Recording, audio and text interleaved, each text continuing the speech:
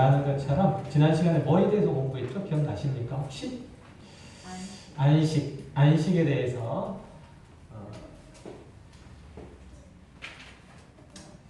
이게 하나님의 안식은 단순하게 일을 쉰다는 개념이 아니고 어떤 하나님께서 그분의 능력과 지혜와 성품을 가지고 온 우주와 만물들을 창조하셨죠. 그러니까 온 우주 만물 안에는 무엇이 들어있어요? 하나님의 지혜와 성품과 능력이 풍성하게 드러나 있죠. 하나님께서 그 만드신 세상 모든 만물들을 이제 다스리시고 또 유지하시고 하시는 모든 일들을 하시죠. 그렇게 하시기 위해서 하나님께서는 온 우주 만물 위에 뭐 하시는? 좌정하시는, 등극하시는 그 날이 어떤 안식일이라고 그렇게 얘기를 하고, 그렇게 얘기하고, 그런 상태를 가리켜서 안식이라고 얘기를 해요. 이건 하나님 입장에서 그렇고, 인간의 입장에서는 어떻다는 거죠? 인간의 입장에서는 이제 하나님께서 인간을 자신의 처소로 삼아서 고주하시고 계신, 하나님의 왕의 죄관식에 대해서 기꺼이 자신의 삶을, 자신의 전부를 하나님께 드려서 순종하고 그분께 자신의 삶 전체를 맡겨드리는 그런 상태를 가리켜서 우리는 안식이라고 그렇게 얘기를 해요. 안식은 다시 한번 말씀드리지만 우리는 안식일이라는 말을 되게 많이 쓰잖아요. 그렇죠? 그렇지만 그 안식의 의미를 제대로 알지 못해요. 하지만 그 안식이라고 하는 의미 자체는 그렇게 하나님께서 온 우주 만물들을 창조하시고 그 창조하신 모든 세계 가운데에 충만히 거하시는 상태. 모든 피조물들은 그 하나님의 거하심에, 그 하나님의 통치에 온전히 순복하는 상태를 가리켜서 안식이라고 그렇게 얘기를 해요. 그래서 하나님께서 여섯 번째 날에 마지막으로 인간을 창조하시고 안식하시는 것은 단순하게 쉬는 것이 아니고 하나님께서 그 안식 가운데로 인간을 인도하시는 거예요. 안식으로 인간을 인도하신다는 얘기는 아까 말씀드렸던 것처럼 하나님께서 창조하신 모든 세계를 인간에게 맡기시고 그 인간을 통해서 당신의 주권을 분명하게 드러내시고 당신의 영광을 그 인간을 통해서 나타내기를 기뻐하시는 거죠. 그죠? 그러니까 인간은 자신을 처소를 삼아서 거주하고 계시는 하나님의 영광에 대하여 정상적으로 반응하는 것, 그분께 순복하는 것, 그분의 자신의 삶을 그분께 전적으로 맡겨드리는 상태, 이것을 뭐라고요? 안식이라고 그렇게 얘기를 하고 있는 거예요. 그래서 영원한 하나님 나라 가운데 우리가 들어가는 것을 뭐라고 얘기하죠? 안식이라고 하잖아요. 그렇죠? 안식이라고 하는데 그것은 단순하게 이 땅에서 살아가는 동안에 네가 수고했으니까 네가 땀 흘리고 애를 썼으니까 이제 편안히 쉬어라. 그리고 고이 잠자게 만들어 주시는 그 하나님의 손길을 얘기하는 게 아니겠죠. 우리는 그런 개념으로 많이 이해했죠. 마치 죽으면 편안하게 우리의 영혼이 쉬는 것처럼 그렇게 가만히 누워있는 상태. 이게 안식이 결코 아니에요. 그죠? 그러니까 하나님께서 인간을 창조하시고 그 다음날 바로 뭘 주셨다고요? 안식을 주셨잖아요. 안식. 그 상황을 반드시 기억하셔야 돼요. 그러니까 창조하시고 난 다음에 아무 쓸모 없어가지고 그냥 너희 자고 있어. 이게 아니란 얘기예요. 자, 그래서 이 안식이라고 하는 개념 자체는 하나님의 그 온 우주 만물의 창조와 그리고 통치, 그로 말미암는 하나님의 영광에 대한 인간의 온전한 반응을 하나님의 안식이라고 그렇게 말한다라는 것 정도는 우리가 이해하고 있어야 돼요. 자, 그러면 이제 하나님께서 우리들에게 그 안식을 주셨잖아요. 그 안식을 통해서 우리는 뭘 하게 되냐면 인간의 참된 존재의 목적, 하나님께서 인간을 창조하신 이유, 이런 것들을 분명하게 드러내야 되는 거죠. 그렇죠? 그것은 구원받은 하나님의 백성들도 마찬가지예요.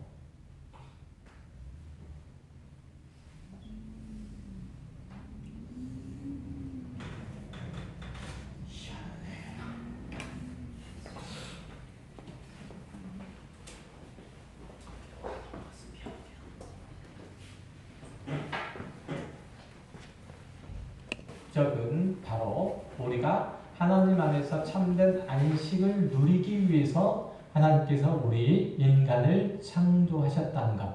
뭘 하시기 위해서요? 창조하셨다고?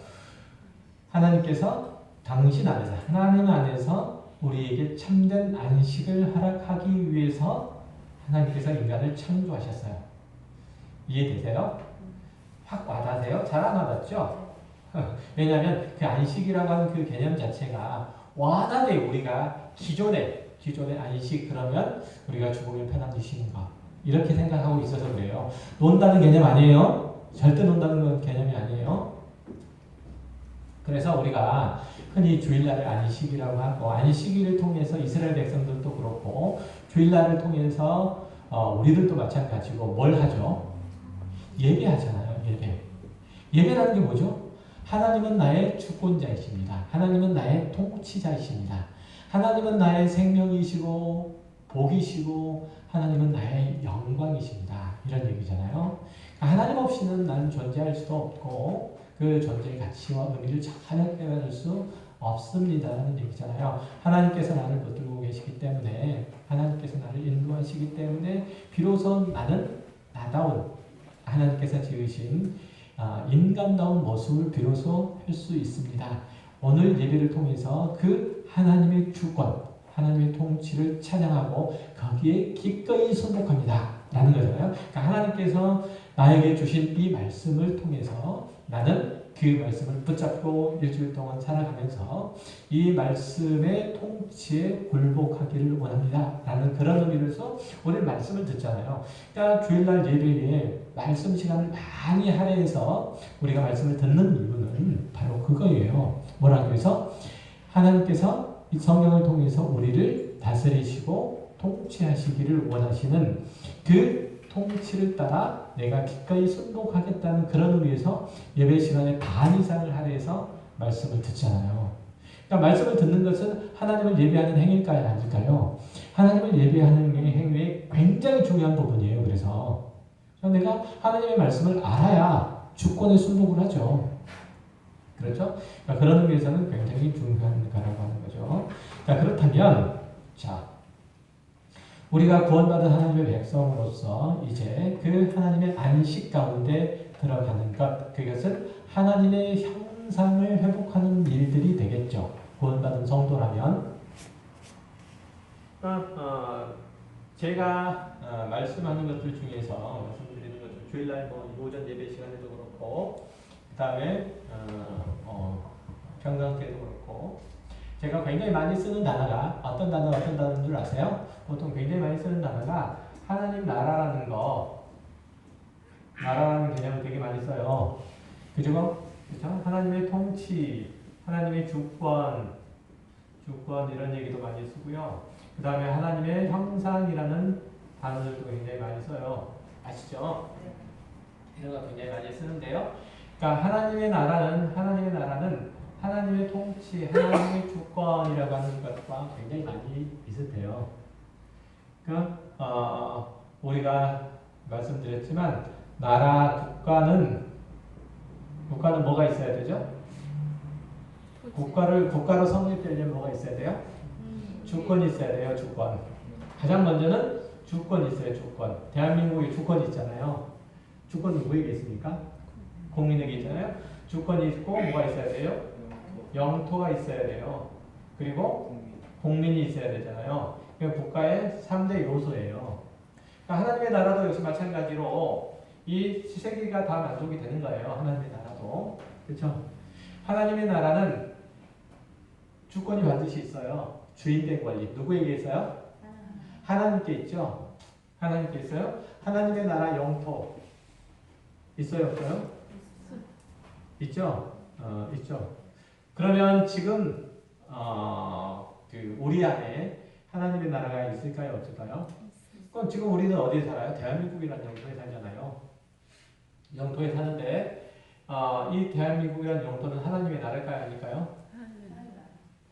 하나님의 나라라고 얘기할 수가 없어요. 정확하게 얘기하면 하나님의 나라는 아니에요. 대한민국은 그냥 대한민국일 뿐이지. 그러니까 그 영토라고 하는 이 개념 자체는 궁극적으로는 새하늘과 새 땅이 열릴 때 영토는 생길 거예요. 이해되세요? 영토는 생겨요. 물론 이제 하나님의 백성들이 살아가는 하나님의 백성들이 하나님의 주권을 선포하고 살아가는 모든 삶의 영역이 곧 영토라고 얘기할 수 있지만 이건 영토라고 하는 개념보다는 영역이라고 하는 얘기가 굉장히 맞아요. 그리고 국민, 하나님의 백성들이 있잖아요. 이것을 가리켜서 하나님의 나라라고 얘기하는데 일단은 현재 임하는 하나님의 나라는 주권적인 개념들이 굉장히 많이 강해요. 장차 임하는 하나님의 나라는 거기에 영토가 더해지는 거예요. 영토가 더해지는 거예요. 그때는 완전한 하나님의 나라에 영토가 있어요. 새하늘과 새 땅이라는 영토가 존재하고 있지만 지금은 그렇지는 않아요. 그래서 이 세 가지를 하나님의 나라라고 얘기할 때 우리는 하나님의 나라는 하나님의 통치와 주권이라고 얘기를 하고 그 다음에 하나님의 형상이라고 하는 개를 할 때 그 형상은 뭘 얘기하는 거죠? 하나님의 형상 그러면은 여러 가지를 얘기할 수 있죠. 그렇죠? 하나님의 형상이라고 하는 것은 하나님께서 애초에 처음에 인간을 창조하셨을 때의 본래 모습, 본래 아담의 모습이라고 할 수 있는데 그 하나님의 나라, 하나님의 형상은 성품도 얘기할 수 있죠. 그죠? 네. 그 다음에 일부 이양받은 통치권도 하나님의 형상이라고 얘기할 수 있어요. 통치권. 그러니까 인간은 하나님의 형상을 따라서 지음을 받았다고 하면 인간은 온 우주와 만물에 대한 통치권이 있을까요? 없을까요? 있어요. 이양받은 것만큼. 하나님께로부터 넘겨받은 것만큼의 통치권을 가지고 있어요. 그래서 우리는 온 우주와 만물을 다스리는 존재이지 거기에 귀속되어서 거기에 예속되어서 거기에 지배를 받는 존재가 아니라고 제가 뚜차 말씀을 드렸었잖아요. 그런 개념에서 우리는 하나님의 형상 그러면 이렇게 통치권도 일부 가지고 있는 모습으로서 인간을 생각할 수 있어요. 그래서 우리가 하나님의 형상을 회복한다라고 할 때 결국은 이제 우리가 거룩한 하나님의 백성된 자로서의 삶을 회복한다는 것이고, 그렇죠? 우리 안에 하나님께서 가지고 계시는 도덕적인 성품을 또 역시 마찬가지로 회복한다는 것을 의미하죠. 그래서 하나님의 그 성품을 따라서 그 형상을 따라서 우리는 하나님의 백성됨으로 그 하나님 안에 들어있는 우리는 그 삼위일체 연합에 대해 알고 있죠. 그러니까 하나님의 형상 그러면 삼위일체 하나님께서 연합하여 하나로 계심도 역시 마찬가지로 하나님의 형상이라고 그랬죠. 기억하세요? 네. 형상이라고 그 연합도 하나님의 형상이라고 그랬는데 이 삼위일체 하나님께서 연합하시고 계시는 이 모양은 어떤 모양으로 계신다고 그랬죠? 사랑이라고 하는, 그죠? 어떤 의미에서는 힘, 어떤 능력, 이런 것들에 의해서 연합하고 계세요. 그러니까 삼위일체 하나님께서 사랑으로 계시는 거예요. 연합하고 계시는 거죠. 그러니까 우리도 역시 마찬가지로 그 형상으로 회복된다는 것은 바로 뭘 얘기하는 거죠? 하나님께서 우리들에게 베풀어 주신 바 사랑으로 하나 되고 연합하는 것을 얘기를 하는 거예요. 그래서 우리가 하나님의 형상으로서 회복된다는 것은 나라고 하는 개인, 한 사람, 이 한 사람이 하나님의 형상으로 회복되는 것이 가능한가요? 불가능한가요? 가능한가요? 불가능한가요? 어떤 의미에서는 불가능해요. 그러니까 우리가 하나님의 형상으로 회복된다는 것을 뭘 생각해야 돼요? 항상 삼위일체 연합하여 하나를 이루고 계시는 모습을 생각을 해야 돼요. 그렇다고 한다면 우리가 하나님의 형상으로 회복된다고 할 때 그 하나님의 형상으로 회복되면 뭐 안에서 이루어지는 거예요? 반드시 뭐 안에서? 내가 속해 있는 공동체 안에서. 제가 오늘 교회 오전에 교회를 두고 엄청나게 목청을 돋웠잖아요. 그 얘기를 하는 거예요. 그러니까 이거는 하나님께서 우리들에게 주시는 본질적인 모습이에요. 교회가 어떤 모습으로 가야 되는지. 그러니까 나라고 하는 존재는 누구를 통해서? 옆에 있는 형제, 자매를 통해서 이해되고 설명되는 거예요. 무슨 얘기인지 알겠어요? 그러니까 나는 나 자체로 이해되고 설명되는 게 아니에요. 그리스도인들은 항상 나 자체로 이해되고 설명되는 게 아니고 내 옆에 있는 형제, 자매, 내 가족 그것들 통해서 이해되고 설명되는 거예요. 교회 안에서만 설명될 수 있는 거예요. 그러니까 내가 하나님을 사랑한다고 하고 내가 하나님의 자녀이고 구원받은 그리스도의 사람이라고 얘기를 하는데 내가 교회 안에 안 속해.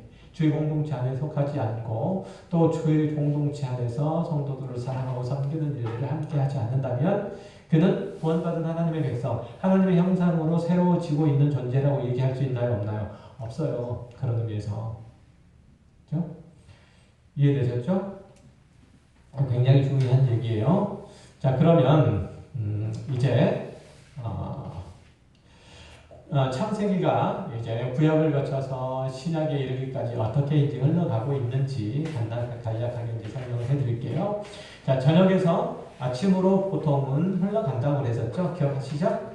흘러간다고 했는데 하나님께서 그의 형상을 따라서 남자와 여자를 창조하시고 그들을 하나님의 안식 가운데로 이끌어내셨잖아요. 이 하나님의 안식 가운데로 이끌어내신 이 안식은 무엇을 통해서만 유효가 되냐면 하나님께서 동산 한 중앙에 뭘 만드셨어요? 뭘 두셨죠? 선악과를. 선악을 알게 하는 나무의 실과를 두셨어요. 이 하나님의 명령을 순복할 때만 유효한 거예요. 선악과를 따먹지 말라는 그 명령이 지켜졌을 때만 유효한다는 거죠. 그러니까 이 명령은 하나님의 계명, 하나님의 율법을 상징한다고 얘기를 했어요. 그래서 이것을 기억하시는지 모르겠지만 율법나무 기억하세요? 율법나무라고 그렇게 얘기를 해요. 선악과는.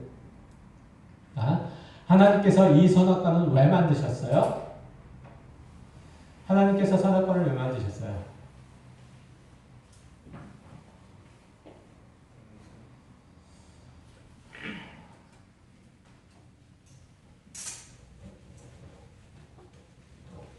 하나님이 선악과를 왜 만드셨어요? 왜 꿀먹은 벙어리처럼 들리세요? 너희를 통치하는 나라가 있다는 것을 가르쳐 주시고 너희 위에 나 있다.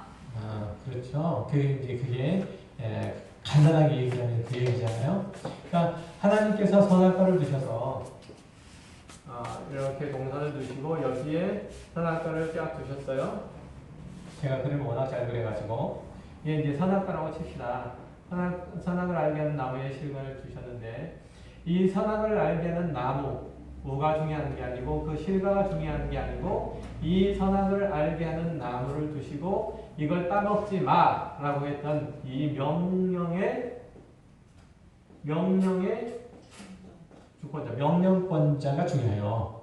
그러니까 인간이란 존재는 선악과를 따먹지 말라고 하는 하나님의 명령을 수행하는 자고 하나님은 그 명령을 우리들에게 내리시는 하나님이에요. 그러니까 이 선악을 알게 하는 나무는 분명히 창조주와 피조물에 대한 그 분명한 구분점을 주죠. 분명한 구분점을 줘서 이 선악을 알게 하는 나무를 통해서 하나님은 명령권자이고 우리는 그 명령을 수행하는 자다. 그러니까 아까 얘기했던 것처럼 너 위에 나 있다 라는 사실을 분명하게 드러내시는 거예요. 이게 왜 중요하죠? 이게 왜 중요해요? 우리는 하나님의 형상이에요. 하나님의 형상이라고 하는 것은 그 본체는 우리는 복사품이라는 얘기잖아요. 우리는 카피예요. 카피. 하나님을 카피해 놓은 것에 불과해. 카피는 뭐가 있어야 돼요?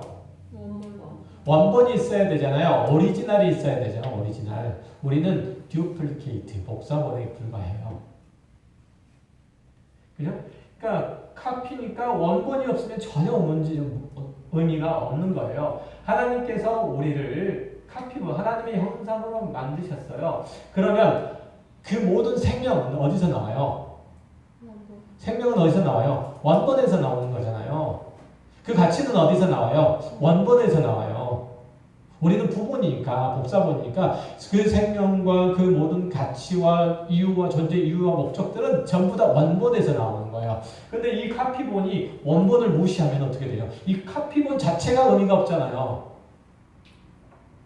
그렇죠? 그런 의미인 거예요. 그러니까 하나님께서 우리를 하나님의 형상을 따라서 창조하셨고 그 창조하신 우리들에게 선악을 알게 하는 나무의 실과를 따먹지 말라라고 하는 그 명령을 내리셨다는 것은 하나님과 우리의 관계를 분명하게 규정 지으심으로 인해서 우리가 하나님의 참된 안식 가운데 거하도록 하기 위해서, 그죠? 하나님의 어디 가운데? 참된 안식 가운데 거하게 하기 위해서. 그러니까 창조하고 난 다음에 일곱 번째 날이 무슨 날이에요? 안식일이에요. 인간이 만약에 범죄하지 않았다면 이 안식일은 어떻게 될까요? 계속되는 거죠. 계속. 그렇죠? 그러니까 안식 가운데 거하기 위해서 하나님께서 선악을 알게 하는 나무의 실과를 주셨고 따먹지 말라는 그런 명령을 내리셨어요. 그러니까 이 안식은 선악을 알게 하는 나무의 실과를 따먹지 않을 때만 유효하게 되는 거죠. 그래서 이 명령은 하나님의 계명을 상징하는 거잖아요. 그러니까 무죄한 아담이 하나님의 명령을 잘 지켰을 때만 그것이 하나님의 의가 되어서 인간의 의가 되어서 하나님의 의가 아니고 인간의 의가 되어서 안식에 들어가게 되는 거죠. 그런데 아담과 하와는 이 하나님의 계명을 지켰나요? 못 지켰나요? 안 지켰죠. 못 지켰죠. 그러므로 그 안식을 빼앗기게 되는 거예요. 그렇죠? 안식을 빼앗기게 된 거예요. 그러니까 안식을 빼앗겼다는 얘기는 무슨 얘기예요? 하나님의 통치, 하나님의 주권을 잃어버린 거죠. 거부해버린 거죠. 그리고 하나님과의 관계가 어떻게 돼요? 무너지게 되죠. 하나님과 이전에는 어떤 관계예요? 아들과 아버지의 관계. 그렇죠? 아들과 아버지의 관계. 하나님이 신이시고 우리는 신의 아들이에요. 맞아요? 지존자의 아들. 시편 81편은 그렇게 얘기하잖아요. 다 우리는 신의 아들이고 지존자의 아들이라고. 그렇게 얘기하잖아요. 우리는 신의 아들이에요. 신의 아들로 하나님께서 창조하셨는데 신의 아들이 그 형상을 잃어버렸어요. 아들된 쥐를 잃어버리게 된 거예요.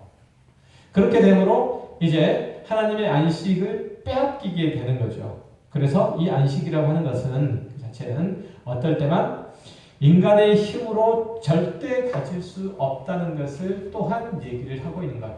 아담과 하와가 타락하는 것은 어떻게 보면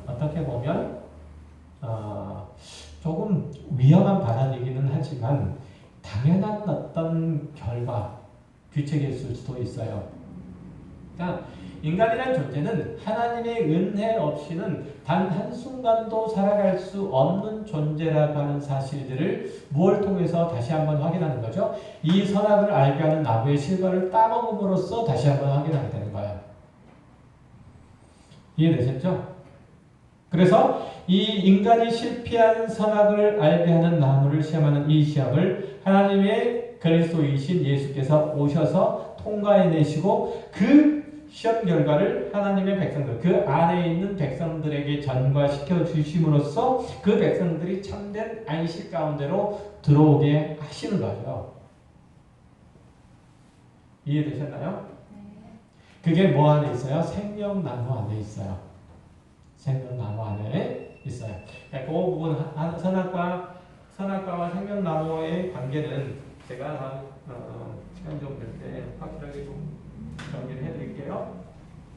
어쨌든 이렇게 인간이라는 존재는 하나님의 안식 가운데 거할 때만 하나님의 참된 복과 은혜들이 풍성하게 흘러 넘치게 되는데 이것이 이제 인간의 타락으로 말미암아서 그 역할들을 감당하지 못하게 된 거죠.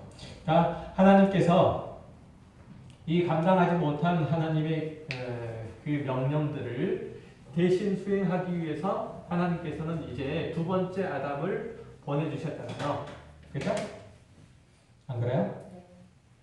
수행하지 못했기 때문에 하나님께서는 두 번째 아담을 보내주셔서 이 두 번째 아담으로 하여금 하나님의 명령을 온전히 수행하게 하시고 그를 통해서 하나님께서는 하나님의 은혜, 특별히 구원의 은혜를 베푸시고 하나님의 백성된 자들을 불러 모으시는 그 일들을 하시는 거죠.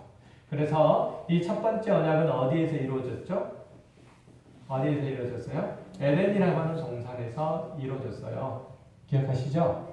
이게 아담과 맺은 언약이 에덴이라고 하는 곳에 맺어진 거고 두 번째 언약은 어디서 맺어졌죠? 이것은 에덴이라는 동산에서 맺어지고 에덴이라는 동산에서 이것은 깨졌어요. 그죠? 깨졌죠? 에덴 동산에서 깨졌잖아요. 이 언약이. 두 번째 언약은 누구랑 맺으셨어요? 두 번째 언약은 예수랑 맺으셨어요. 그죠? 어디서 이루어지셨죠? 겟세마네라는 동산에서 이루어졌어요. 기억하세요? 자, 요한복음 한번 찾아보세요. 20장. 지난 시간에 제가 열심히 마태복음 찾으려고 헷갈려가지고 20장 14절, 15절 한번 읽어주시겠어요? 가을이 아스에서 우리를 만나니 우리가 배 태우고 요한복음 20장 14절, 15절. 네, 죄송합니다. 네. 이 말을 하고 뒤로 돌이켜 예수께서 계신 것을 보았으나 예수이신 줄 알지 못하다가 예수께서 이르시되 여자여 어찌하여 울며 누구를 찾느냐 하시니 마리아는 그가 동산지기인 줄 알고 이르되 주여 당신이 옮겼거든 어디 두었는지 내게 이르소서 그리하면 내가 가져가리이다. 네. 자, 여기서 보는 것처럼 15절에 보면 요한이 일부러 뭐라고 표현하고 있죠? 동산지기라는 단어를 사용해가지고 첫 번째 동산이었던 에덴과 대조를 일부러 꾀하고 있는 사실을 볼 수가 있어요. 그렇죠? 그러니까 첫 번째 아담이 에덴이라고 하는 동산에서 하나님의 명령을 온전히 수행하지 못해서 그 언약이 깨어진 하나님과 인간 간의 관계가 깨어지고 하나님의 복과 영광들이 인간으로부터 멀어져간 달아나 버린 이것과 대조해서 하나님께서는 그 아들 예수 그리스도를 인간의 모습으로 보내심으로 두 번째 아담으로 보내심으로 이 언약을 어디서 다시 이루세요? 겟세마네라고 하는 이 동산에서 이루시고 이를 통해서 인간에게 물러간 하나님의 영광과 그 복들을 다시금 재개시켜 주시는 그 일들을 이제 예수 그리스도를 통해서 행하시는 거죠. 그러니까 에덴 동산에서는 아담에 의해서 안식이 깨어졌다면 이제 겟세마네에서는 예수라는 둘째 아담을 통해서 안식이 다시금 회복된 거죠. 이해되세요? 그래서 우리가 토요일 날이 아니고 일요일 날, 주일 날 예배를 한다고 했잖아요. 기억하시죠? 자, 아담이라고 하는 존재는 그렇게 에덴이라고 하는 동산에서 어떤 역할을 하게 돼 있냐면, 자, 이스라엘이라고 하는 나라에는 커다란 세 개의 직분이 있어요. 혹시 아세요?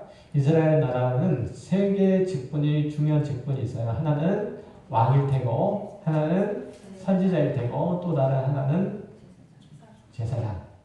그러니까 에덴의 이 아담은 이 왕과 제사장과 선지자 직분을 다 하고 있는 존재였어요. 그리고 이 에덴은 뭐라고 그랬죠? 에덴은 동산이기 이전에 성전이라고 그랬죠. 성전이, 그러니까 이 에덴이라고 하는 곳은 하나님이 머물러 있는 이 성전이고, 이 성전을 통해서 아담은 왕적 지위와 제사장적 지위와 선지자적 그 역할들을 감당해야만 했다는 거죠.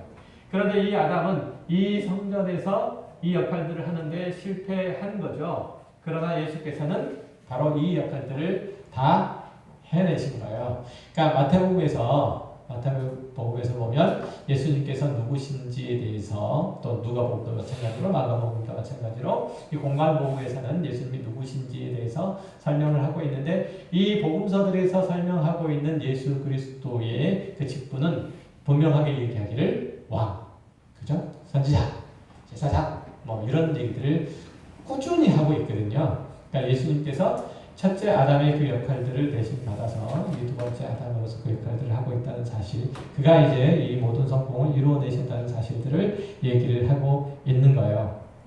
그래서 아담은 전체 인류를 대표하는 존재들로서 하나님과 맺은 언약을 잃어버렸지만 예수 그리스도는 또 다른 인류의 대표로서 이제 하나님과 맺으신 그 언약을 성취했다는 것을 얘기를 하고 있어요. 자, 그러면 하나님의 은혜를 입어서 하나님의 언약 안에 초대받은 사람들은 이 땅 가운데서 어떻게 살아가야 하는지를 좀 간단하게 설명을 해볼게요.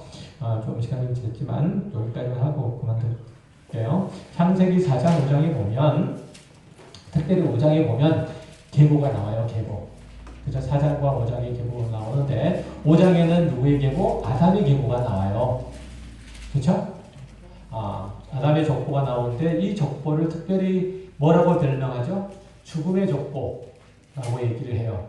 왜요? 죽었다가 연속해서 나오죠. 몇 달에 누구를 낳고 몇 살에 몇 살까지 살다가 죽었다라. 이게 제일 결과예요.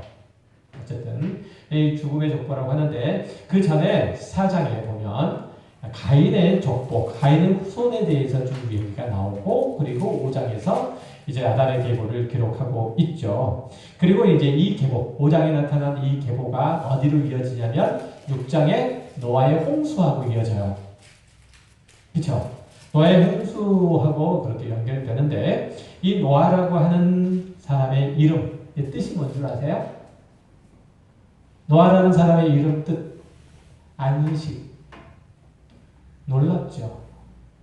노아라고 하는 사람의 이름의 뜻이 뭐냐면 안식이에요. 하나님께서는 당신의 안식 가운데 이 아담의 후손이 어떻게 당신의 안식 가운데로 올 수 있는지를 그 계보를 통해서 밝혀주고 있다는 거죠.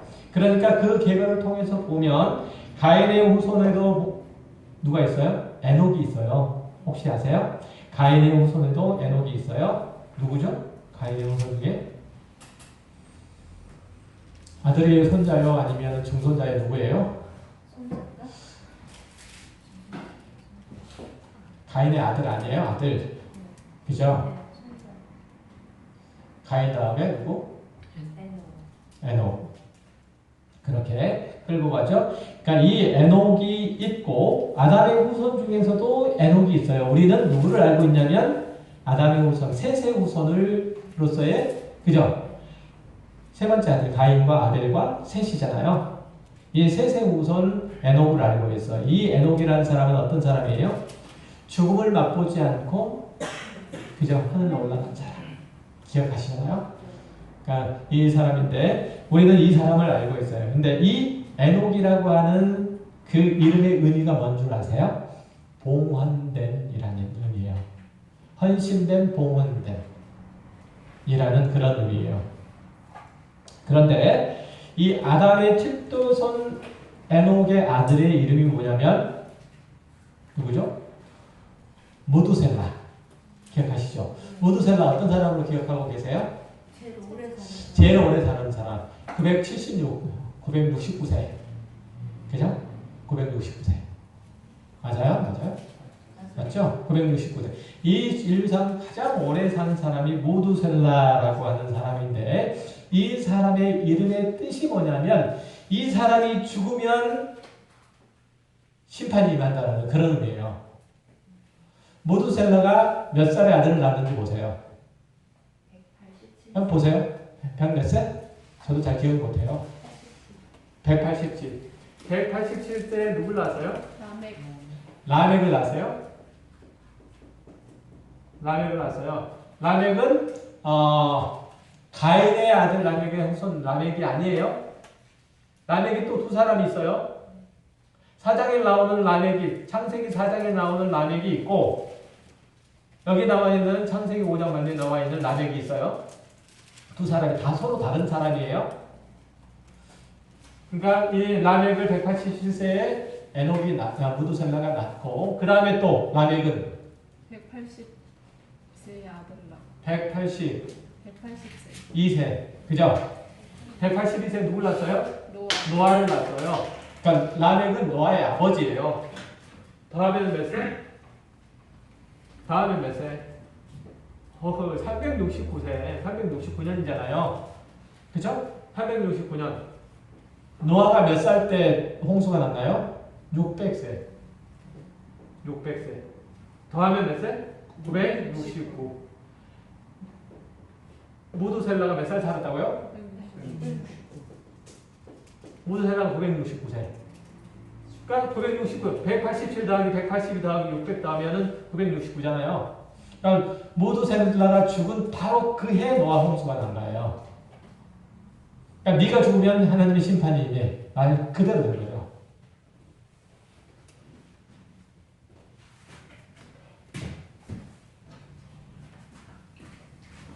자, 이렇듯 어쨌든 노아라고 하는 사람의 이름 자체가 안식인데 하나님께서는 그렇게 당신의 안식이 어떤 식으로 이루어질 건지를 그 계보를 통해서 분명하게 가르쳐줘요.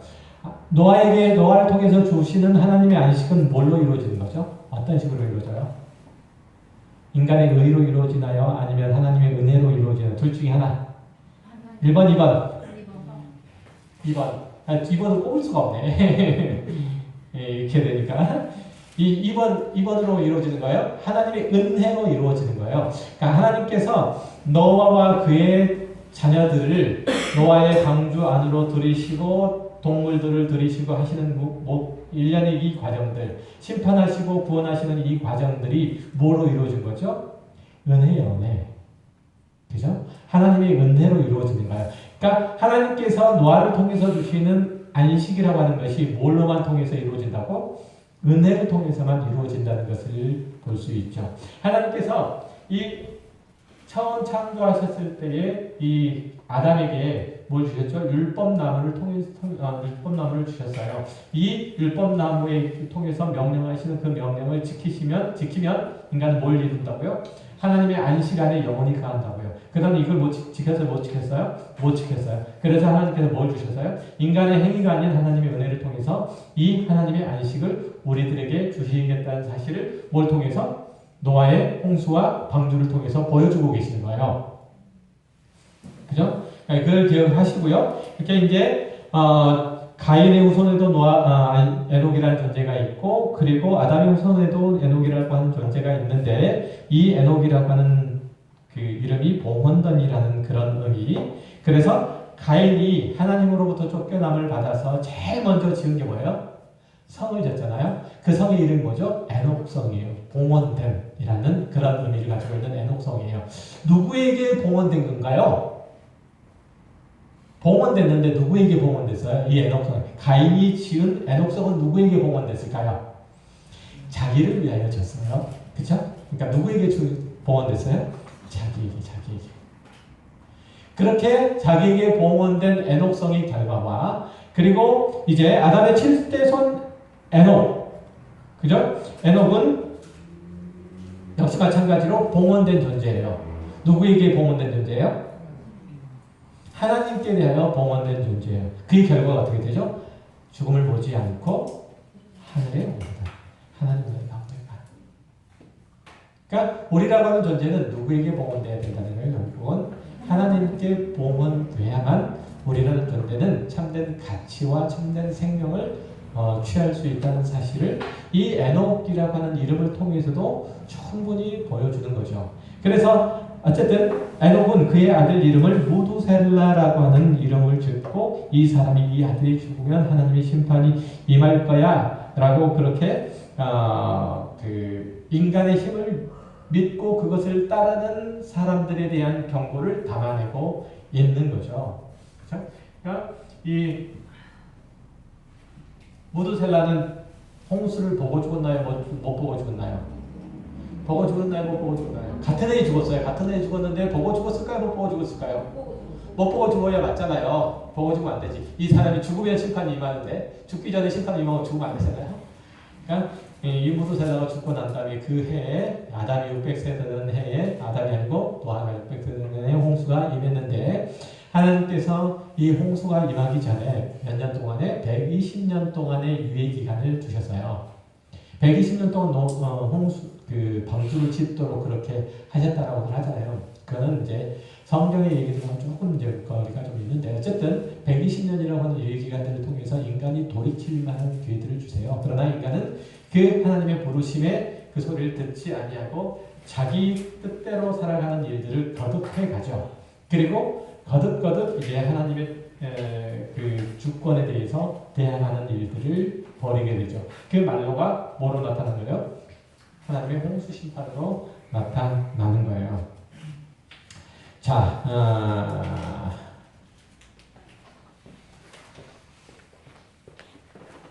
여기까지만 일단 하시고요. 그리고 다음 시간에는